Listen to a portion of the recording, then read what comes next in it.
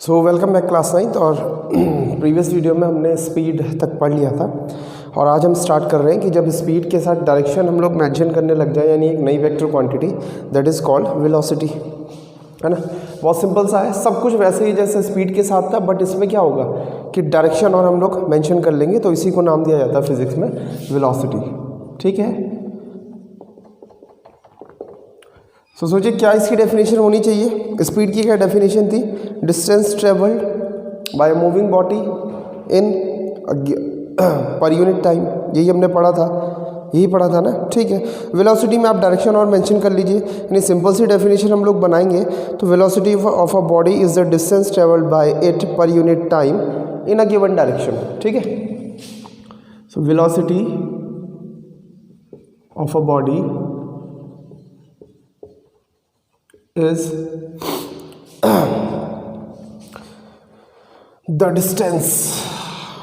the distance traveled by it। किस में लिया था हमने? आपको समझाया था कि इसे पर यूनिट टाइम में कन्वर्ट कर लेते हैं, इन पर यूनिट टाइम। अच्छा, मैं इतना ही लिखूंगा, इतना ही छोड़ दूंगा, तो ये तो क्या बन जाएगा? स्पीड बन जाएगा, है ना। इसके साथ हमको डायरेक्शन और मेंशन करना है, तो लिख दीजिए इन अ गिवन डायरेक्शन। मतलब डायरेक्शन हमको मालूम होनी चाहिए या दी होनी चाहिए या हम मेंशन करेंगे, तो फिर क्या बन जाएगा? वही वेलोसिटी। ठीक है, ठीक आया समझ में? चलो एक चीज़ और देखते हैं। देखो, डिस्टेंस इन गिवन डायरेक्शन को शॉर्ट में डिस्प्लेसमेंट भी कहते हैं। प्रीवियस वीडियो में हमने डिस्प्लेसमेंट भी सीखा था, है ना। इससे पहले से जो पहले वाली वीडियो थी उसमें हमने सीखा था। तो एक और डेफिनेशन बनाई जा सकती है डिस्प्लेसमेंट के टर्म में। क्या लिख सकते हैं? देखो, velocity of a body is displacement produced means distance traveled in a given direction in per unit time। ठीक है, ये भी लिखा जा सकता है। दोनों डेफिनेशन करेक्ट है, जो आपकी इच्छा आप वो लिख दो। तीसरी भी बनाई जा सकती है, that velocity is the ratio of displacement to the time taken to cover this displacement. ये भी लिखा जा सकता है, तो दो सफिशिएंट है। ठीक है, अब it is denoted by v। किससे डिनोट करते हैं? v। और इसका फॉर्मूला होता है v is equals to s over t, where s is displacement, t is time taken to cover that displacement. ठीक है, यूजुअल सिंबल्स का वही मीनिंग है। लास्ट वीडियो में मैंने आपको लिखवाया था, s displacement is denoted bye s। So this is the formula. Now SI unit of velocity मैंने आपको बनानी सिखाई है ना, तो आप बना सकते हैं। फॉर्मूले में वेलोसिटी किसके इक्वल है? डिस्प्लेसमेंट किस में आता है? SI यूनिट में, मीटर में, है ना। और टाइम ऑब्वियस सेकंड में, सो मीटर पर सेकंड। ठीक है, नेचर कैसा होगा इसका? इट इज़ वेक्टर क्वांटिटी, है ना, क्योंकि डेफिनेशन में ही हमने बोला है कि इसके साथ डायरेक्शन देनी जरूरी है। अगर डायरेक्शन नहीं दी जाएगी तो क्या पता चलेगा कि ये तो स्पीड है। ठीक है, it is a vector quantity. ठीक है, क्या क्या जान लिया हमने? नई फिजिकल क्वांटिटी पढ़ी, वेलोसिटी, उसकी डेफिनेशन जान ली, फॉर्मूला हमको आ गया, उसकी SI यूनिट हमको आ गई, उसका नेचर हमको आ गया। ठीक है, वेरी गुड। अब आप SI यूनिट और भी सिस्टम में, आप यूनिट्स और भी सिस्टम में लिख सकते हैं। आप CGS में लिखना चाहें तो सेंटीमीटर पर सेकंड हो जाएगा, है ना। FPS में लिखना चाहें तो FPS में हम लोग लिखते नहीं जनरली इन चीज़ों को। ठीक, आई बात समझ में? ठीक, पक्का। चलो, अब ये तो हमने वेलोसिटी को जान लिया। देखो, जैसे एग्जाम्पल में मैं लिखता हूँ, एग्जाम्पल चलो किसी की है,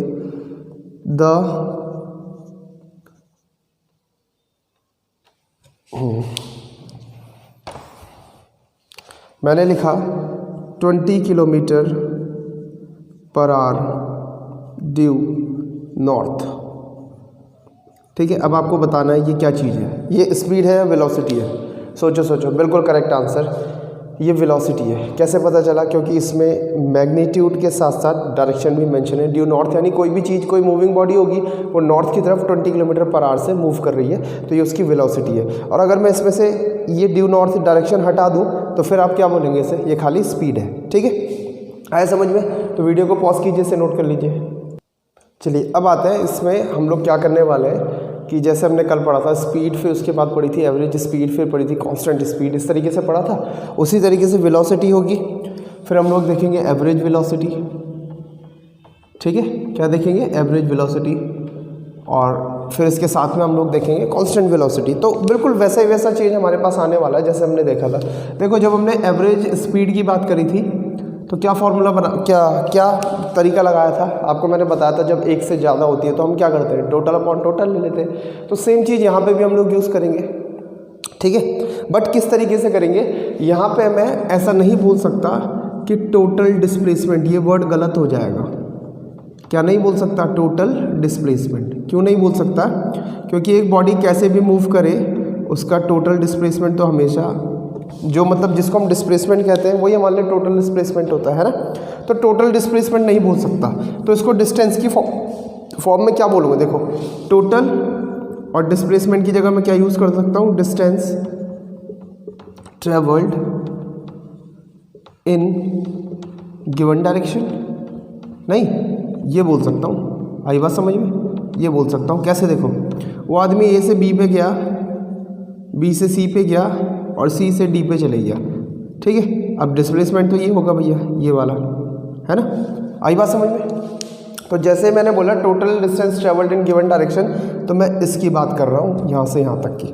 ठीक है, और इसके नीचे क्या? टोटल टाइम, है ना, टाइम टेकन। तो इसका जो रेशियो बनेगा इसी को हम लोग क्या बोल देंगे? Average velocity. ठीक है, तो अब मैं इसकी डेफिनेशन लिख लेता हूँ। ठीक है, तो डेफिनेशन हमारी तैयार हो गई। Average velocity is the ratio of distance travelled in the given direction to the time taken to cover that distance. ये एक रेशियो होता है किस किस का? जितनी भी हमने डिस्टेंस ट्रेवल करी है गिवन डायरेक्शन में, यानी डिस्प्लेसमेंट, और टाइम कितना लगा है हमको इसको कवर करने में, उसका रेशियो होता है। ठीक है, ओके।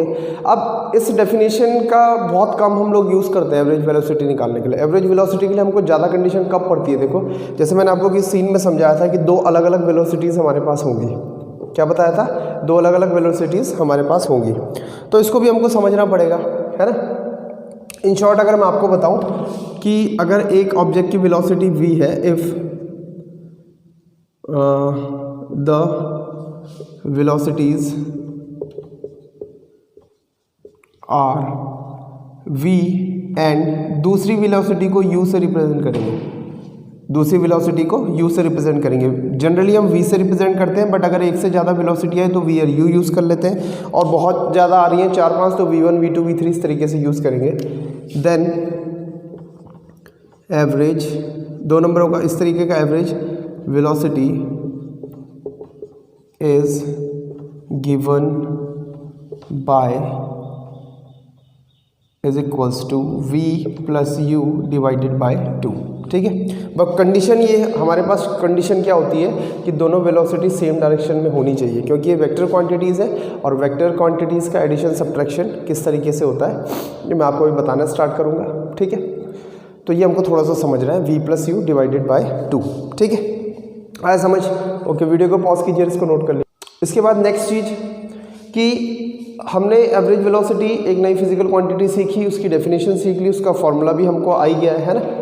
ठीक है, तो हमसे पूछा जा रहा है साथ में कि इसको किस सिंबल से डिनोट करते हैं। तो देखो, ये डिफरेंट राइटर पे होता है। किसी राइटर ने ऐसा भी लिखा होता है, जैसे मैथ्स में हम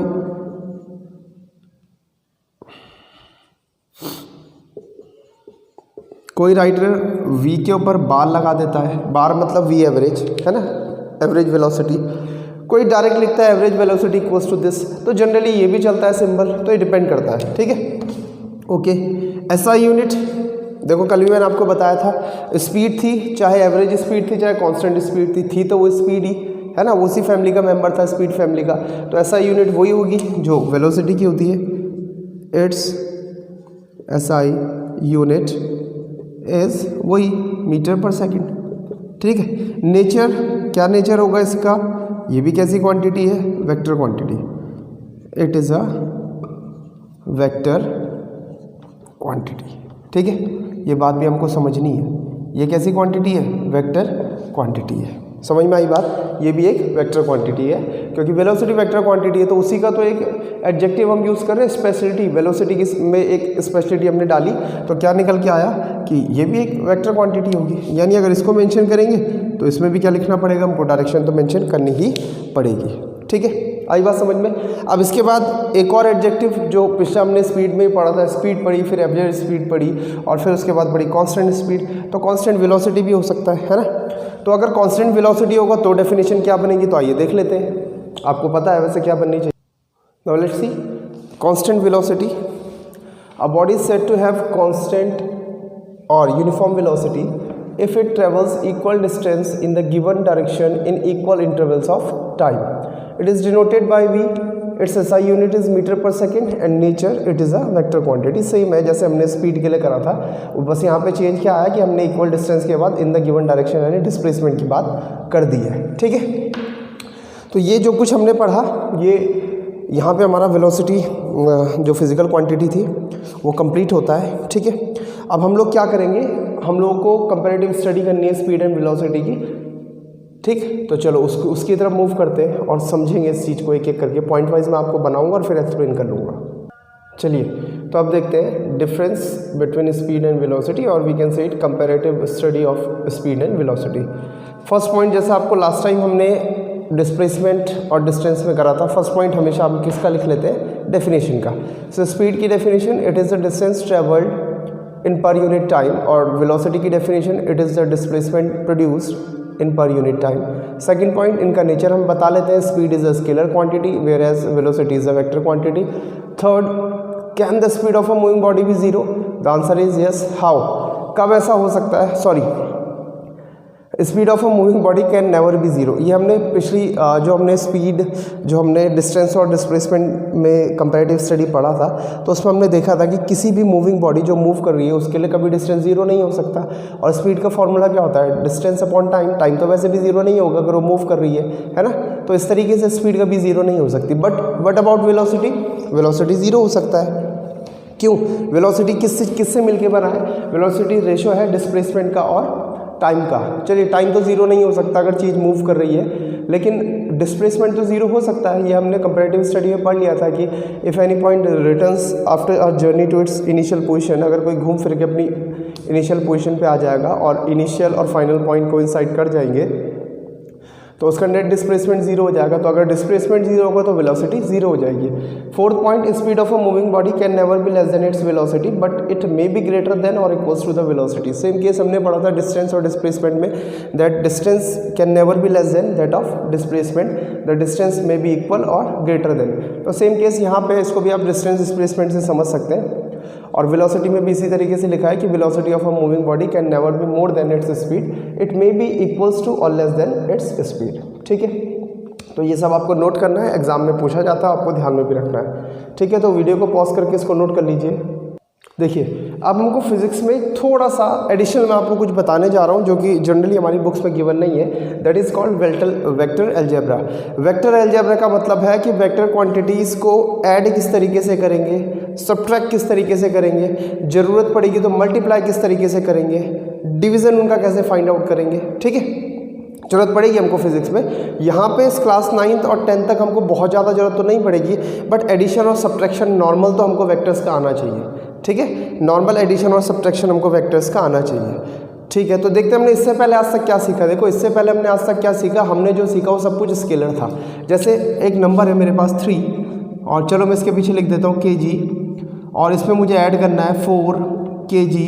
आप जानते हैं अब तो हमने फिजिक्स में इसका आंसर कितना आएगा, 7 kg, यही आंसर आएगा, ठीक है। क्या आपने मुझसे पूछा सर ये 3 kg किस डायरेक्शन में था, नहीं। क्या आपने पूछा मुझसे सर ये 4 kg किस डायरेक्शन में था, नहीं। और आज से पहली क्लासेस में आपने इनका सम इसी तरीके से किया है। ये अब ध्यान दीजिए, क्लास 9 पर भी स्टार्टिंग में हमने पढ़ा कि kg किसको रिप्रेजेंट करता है, किस फिजिकल क्वांटिटी का ऐसा यूनिट है, मास। और मास कैसी होती है, कैसी क्वांटिटी होती है, स्केलर क्वांटिटी।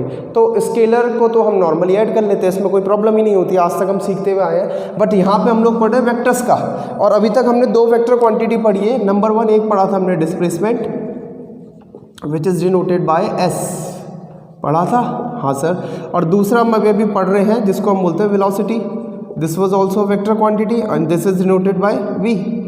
ठीक है, तो अब हम ये देखेंगे कि दो डिस्प्लेसमेंट किस तरीके से ऐड करे जाते हैं और दो वेलोसिटीज़ किस तरीके से ऐड करी जाएंगी या सबट्रैक्ट करी जाएंगी, या कब क्या होने वाला है। ये बड़ा इंपॉर्टेंट है, हमको ध्यान में रखना है। ठीक है, देखिए फिर अभी आपको ये नोट नहीं करना है, अभी मैं नॉर्मल समझा रहा हूँ, फिर बाद में मैं इसे लिखवा लूँगा, अभी तो मैं खाली समझा रहा हूँ। देखिए मान लीजिए कि एक बॉडी का डिस्प्लेसमेंट आपको दिया है 5 मीटर, स्टार्टिंग का डिस्प्लेसमेंट है 5 मीटर ड्यू ईस्ट। अब डिस्प्लेसमेंट है तो भैया डायरेक्शन भी देनी पड़ेगी। हाँ जी सर, बिल्कुल देनी पड़ेगी। दूसरा है 6 मीटर ड्यू वेस्ट। ठीक है, ठीक, यहाँ पे ऐसी सिचुएशन आएगी जब हमारे पास हमेशा अपोजिट में रहेगा। अपोजिट के अलावा और भी चीज़ें हो सकती है, लेकिन वो इस क्लास में हमको नहीं मिलेगा डील करने को। ठीक है, तो देखते हैं 5 metre due east and 6 metre due west, और आपको बोला जा रहा है फाइंड नेट डिस्प्लेसमेंट। आपको पूरा नेट डिस्प्लेसमेंट बताना है। ठीक है, आई बात समझ? चलो क्या करेंगे, देखो ध्यान से समझते हैं।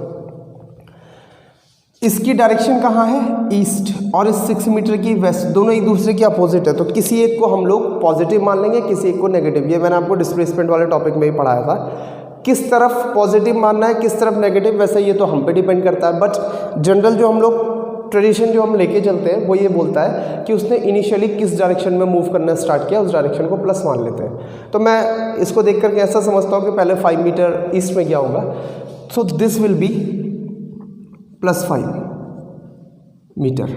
ठीक है, अब इसके पीछे मैं ईस्ट नहीं लिख रहा हूँ, अब मुझे ईस्ट लिखने की जरूरत नहीं है, क्योंकि पॉजिटिव डायरेक्शन, पॉजिटिव ईस्ट को रिप्रेजेंट कर रहा है। समझ लीजिए हमने इंटीजर्स में कन्वर्ट कर दिया। And this will be -6 metre, क्योंकि ये वेस्ट की तरफ है। ठीक है, अब जैसे ही हमने इनको प्लस और माइनस साइन असाइन कर दिए हैं, अब आप इसे स्केलर की तरह यूज़ कर सकते हैं। स्केलर की तरह मतलब अब आपको टोटल निकालना है नेट, तो आप सीधे प्लस कर दीजिए, -6 + 5, कितना आंसर आएगा, -1 मीटर आएगा। ठीक है, अब ये माइनस क्या बता रहा है, देखो माइनस कौन सी डायरेक्शन के लिए था, वेस्ट। तो मैं क्या लिखूंगा, net displacement 1 metre due west, यानी वेस्ट की तरफ। आई कहानी समझ में आई? पक्का? ठीक है, ठीक। तो ये हमारे पास खेल होता है जिससे हम इस तरीके से इसे सॉल्व कर सकते हैं वेक्टर्स को। ठीक है, अब ऐसा ही एक एग्जांपल वेलोसिटी के लिए ले लेते हैं। एक वेलोसिटी मुझे मिली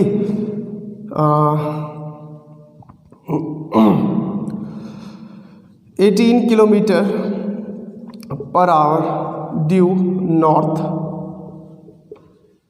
ठीक है जी, ओके। और दूसरी मिली 6 मीटर पर सेकेंड ड्यू साउथ। ठीक है, बढ़िया। अब कुछ भी करने से पहले सबसे पहले बेटा इनकी एसआई यूनिट सेम कीजिए, सॉरी इनकी यूनिट सेम कीजिए। ये मीटर पर सेकंड में, किलोमीटर पर आवर में। कल मैंने आपको कन्वर्जन फैक्टर बताया था। किलोमीटर पर आवर को मीटर पर सेकंड में कन्वर्ट करने के लिए क्या करते हैं, जल्दी बताओ क्या करते हैं, 5/18 से मल्टीप्लाई करते हैं। तो अगर मैं इसको 5/18 से मल्टीप्लाई कर दूँ तो आपको पता है कितना आ जाएगा, 5 मीटर पर सेकंड। कितना आ जाएगा, 5 मीटर पर सेकंड। तो मैं यहीं पे चेंज कर लेता हूँ, 5 metre per second due north. ठीक है, अब मान लीजिए स्टार्टिंग में वो नॉर्थ की तरफ चला। ठीक, तो इसको मैं क्या लिख दूंगा, +5, है ना, प्लस मैं लगा नहीं रहा हूँ, +5। ये नॉर्थ के लिए हो गया। तो साउथ से किसका अपोजिट होता है, तो इसके लिए माइनस सिंबल रिप्रेजेंट करना पड़ेगा। समझ में आ रही है ना कहानी, आ रही है? ठीक है, अब नॉर्मली हमको नेट वेलोसिटी निकालनी है, इनका एडिशन कर लो। दिस विल बी 5 + -6, कितना बन जाएगा, -1 मीटर पर सेकंड। ये -1 क्या बता रहा है, माइनस साइन असाइन किया गया था साउथ की तरफ, तो ये बता रहा है 1 metre per second due south. ठीक है, ये बात आपको समझनी थी। और ज़्यादा कुछ नहीं करना है, बस इस तरीके से समझ रहे हैं। तो वेक्टर अलजेब्रा में हमने इतना ही सीखा, इसमें आपको कुछ नोट करने की ज़रूरत नहीं है, बस ये ध्यान में रखना है। बाकी जैसे जैसे हम लोग आगे बढ़ते जाएंगे इसी तरीके की चीज़ें मैं आपको वापस वहाँ पे रिकॉल करवाता रहूँगा, ठीक है। तो ये वाला पोर्शन कुछ नोट नहीं करना है, बस इसको ध्यान में रखना आपने कि जैसे डायरेक्शन अपोजिट होती है दो वेक्टर्स की, तो हम एक को पॉजिटिव ले सकते हैं और एक को नेगेटिव ले सकते हैं, ठीक है ना। आई बात समझ में? ओके। सो अब देखते हैं एक्सेलरेशन। देखो एक्सेलरेशन क्या होता है, आपने देखा है स्कूटी होती है हमारे पास, स्कूटी बाइक होती है ना, उसमें ऐसे बना होता है राइट हैंड साइड पे, जिसको घर्र घर्र करते हैं तो ऐसे आवाज़ आती है ना, बुलेट वाले भी करते हैं डुम डुम डुम डुम डुम डुम, इस तरीके की आवाज़ आती है, तो उसको नाम दिया जाता है एक्सेलरेटर। क्या नाम दिया जाता है? एक्सेलरेटर। अच्छा, उससे होता क्या है, आपने बहुत सारे बच्चों ने स्कूटी चलाई होगी, आपने देखा होगा जब हमको जल्दी जाना होता है तो हम एक्सेलरेट करते हैं, उसे यूँ दबाते हैं और गाड़ी बहुत तेज़ भागने लग जाती है। वैसे मैं आप सबको सलाह दूंगा गाड़ी तेज़ नहीं चलानी चाहिए, बहुत इजीली चलानी चाहिए, ठीक है।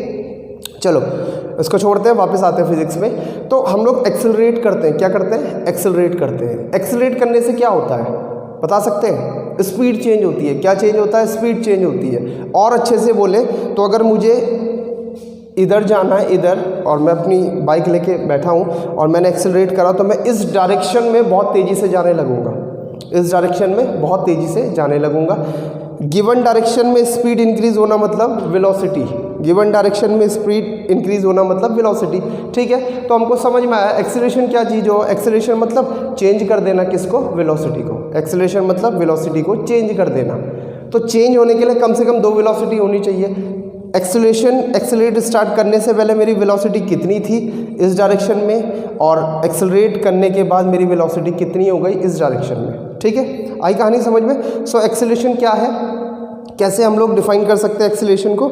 Acceleration is the rate of change of velocity, और we can say acceleration is the rate of change of velocity in the given interval of time, कि वेलोसिटी में कितना चेंज आपने प्रोड्यूस करा और उसमें आपको कितना टाइम लगा, इसी को हम क्या बोलते हैं? एक्सेलरेशन, ठीक है। बात आई समझ में? अच्छा ओके। अब दूसरी बात समझते हैं। ये तो था एक्सेलरेशन की डेफिनेशन। एक्सेलरेशन की एसआई यूनिट क्या होनी चाहिए, सोच के देखो। एक्सेलरेशन की एसआई यूनिट, एक्सेलरेशन के लिए मैंने क्या बोला? Rate of change of velocity, ठीक है। रेट मतलब नीचे टाइम आ गया, यानी पर सेकंड तो आ जाएगा।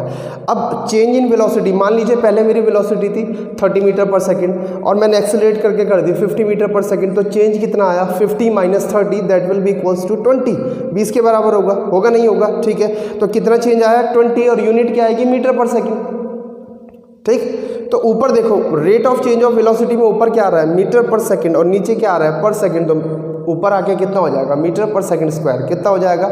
मीटर पर सेकंड स्क्वायर, ठीक है। थर्ड, वेक्टर है कि स्केलर? अब सोच करके देखो, जब डायरेक्शन की इसमें बात हो ही रही है तो कैसी क्वांटिटी होनी चाहिए? Vector quantity. तो ये एक वेक्टर क्वांटिटी है। बात आई समझ में?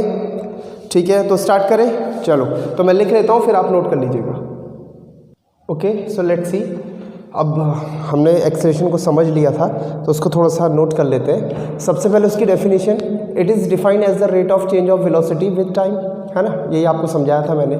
Next, it is denoted by a, इसके लिए एक अल्फ़ाबेट रिजर्व है, दैट इज़ स्मॉल ए, और फॉर्मूला बहुत सिंपल सा है, change in velocity upon time taken, ठीक है।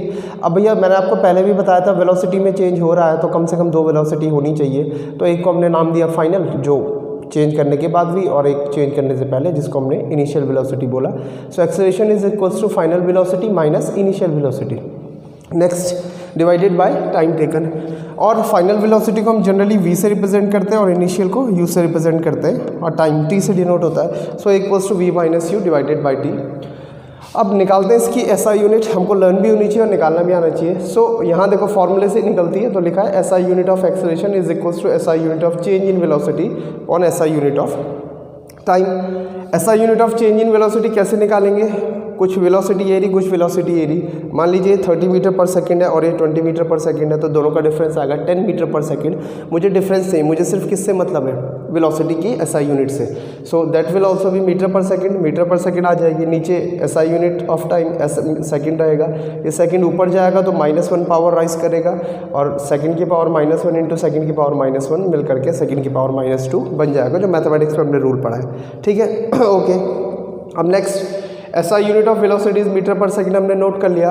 अब कैसी क्वांटिटी है, इसका nature, acceleration is a vector quantity, ठीक है। अगर वेक्टर क्वांटिटी है तो भैया इसकी डायरेक्शन कहाँ होती है, तो बहुत सिंपल सा आंसर है, इसकी डायरेक्शन वही होती है जिस डायरेक्शन में वेलोसिटी चेंज हो रही है। मान लीजिए मैं अपनी बाइक लेकर के इधर से निकला और 30 मीटर पर सेकंड से चल रहा हूँ और अपनी वेलोसिटी बढ़ाई आगे के लिए, कितना, 50 कर दी, तो मेरी वेलोसिटी के चेंज होने की डायरेक्शन कहाँ आई, जिस डायरेक्शन में डिस्प्लेसमेंट हो रहा है ना, जिस डायरेक्शन में वेलोसिटी चेंज हो रही है। आई बात समझ में आई?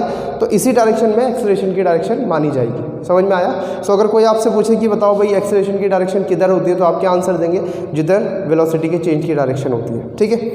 एक चीज़ शायद मैं पीछे मेंशन करनी भूल गया कि हमने पढ़ा था velocity is a vector quantity, तो मैं वहाँ बताना भूल गया, आप प्लीज़ कहीं पे मेंशन कर लेना। क्या मेंशन करोगे, the direction of velocity is in the direction of displacement, ठीक है। क्या मेंशन करोगे, the direction of velocity is in the direction of displacement, की जिस डायरेक्शन में डिस्प्लेसमेंट हो रहा होता है या हुआ होता है, वेलोसिटी की डायरेक्शन उसी डायरेक्शन में मानी जाती है, ठीक है। ये आप उसमें और ऐड कर लीजिएगा पिछले वाले में, ठीक है। आया समझ में? ओके, तो आज हम लोग इतना ही कर रहे हैं और नेक्स्ट वीडियो में कुछ एडजेक्टिव हम इसमें जोड़ेंगे। किस में जोड़ेंगे? एक्सेलरेशन में जोड़ेंगे। जैसे क्या जोड़ेंगे हम लोग, कांस्टेंट एक्सेलरेशन ले सकते हैं, ले सकते कि नहीं ले सकते, ओके। हम लोग और क्या ले सकते हैं, हम लोग यूनिफॉर्म एक्सेलरेशन या कांस्टेंट पढ़ सकते हैं या नॉन यूनिफॉर्म एक्सेलरेशन पढ़ सकते हैं, इसमें ये एडजेक्टिव जुड़ सकते हैं। और क्या जुड़ सकता है, क्या ऐसा भी हो सकता है कि किसी मूविंग बॉडी का एक्सेलरेशन ज़ीरो हो? सोच के देखिएगा, बॉडी मूव कर रही है लेकिन हम कह रहे हैं एक्सेलरेशन ज़ीरो है, क्या ऐसा होना पॉसिबल है? आप सोचिएगा इसके बारे में और कमेंट सेक्शन में मुझे आंसर बताइएगा। और अगर आपको लगता है होगा तो मेंशन करना, क्यों होगा उसका रीज़न भी आप मेंशन कीजिएगा। और अगर आपको लगता है नहीं होगा तो भी आप मेंशन करना कि सर इस रीज़न से नहीं होगा। मैं आपको नेक्स्ट वीडियो में सारी चीज़ें बताऊंगा। और इसके साथ साथ एक चीज़ हमको और सीखनी है कि how can we change the velocity, किसी भी मूविंग बॉडी की वेलोसिटी किस तरीके से चेंज करी जाती है। वो टॉपिक मिस हो गया था, मैं अभी नेक्स्ट वीडियो में आपको समझाऊँगा। ओके, सो वंस अगेन, अगर आपको वीडियो अच्छा लग रहा है, फिजिक्स समझ में आ रही है, तो मेरा मोरल बूस्ट करने के लिए आप लोग क्या कीजिए, लाइक ज़रूर कीजिए, ज़्यादा से ज़्यादा कमेंट कीजिए। अगर आपने चैनल को सब्सक्राइब नहीं करा है तो प्लीज़ इसको सब्सक्राइब कर लीजिए ताकि लेटेस्ट वीडियोज़ की नोटिफिकेशन आप तक आते रहे। और साथ ही साथ इसको शेयर करना ना भूलें, कम से कम एक बच्चा किसी और को तो ज़रूर शेयर करे, इससे एक चेन बन जाएगी और हम लोग बहुत सारे मिल करके एक बहुत अच्छी स्टडी करेंगे और एग्जाम में बहुत अच्छा रिजल्ट हमारा आएगा। Okay, see you in the next video, till then good bye, have a nice day, जय हिंद।